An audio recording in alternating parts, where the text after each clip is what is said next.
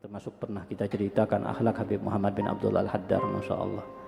Bahkan beliau sampai sempat menangis ketika pulang atau keluar dari masjid, dikata-katain, dicela, dihina. Beliau diam, tidak membalas. Habib Muhammad bin Abdul Al-Haddar ditarim waktu itu di masjid, di hadapan orang lain dihina, tapi beliau diam. Ya, ini akhlak Al-Kibar. Sampai rumah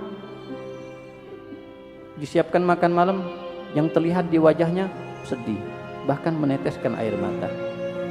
Yang ikut bersama beliau ini ke masjid, yang tahu kejadiannya, dia berkata kepada beliau, "Kenapa ya Habib, kok sampai sedih, menangis?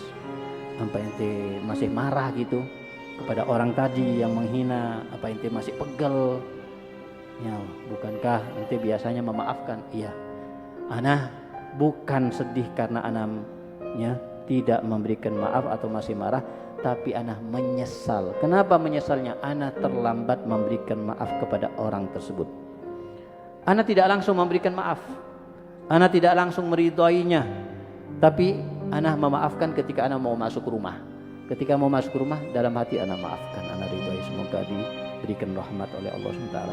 Tapi kemudian ana nyesal, kenapa kok baru mau masuk rumah ana maafkan, kenapa kok baru mau masuk rumah ana doakan.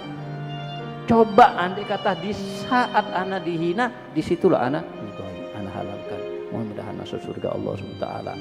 Menyesal karena terlambat, bukan tidak memberikan maaf, tapi terlambat memberikan maaf. Itu disesali sampai menangis beliau. Itu orang besar.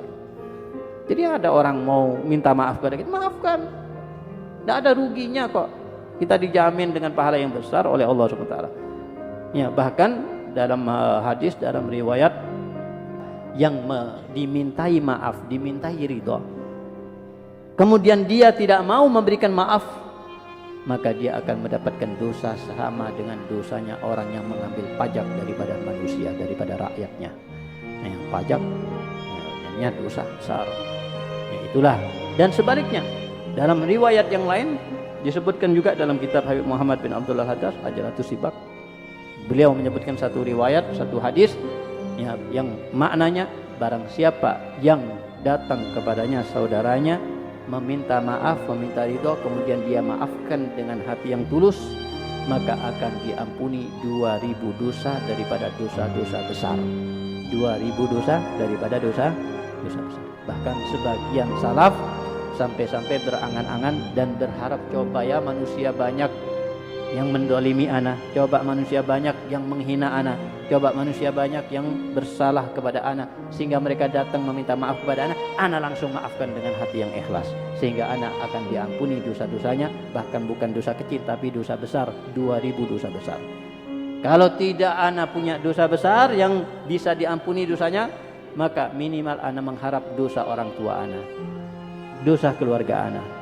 Ya kalau tidak, karena mereka tidak punya dosa besar, ana mengharap diganti dengan derajat di surga Allah Subhanahu wa ta'ala.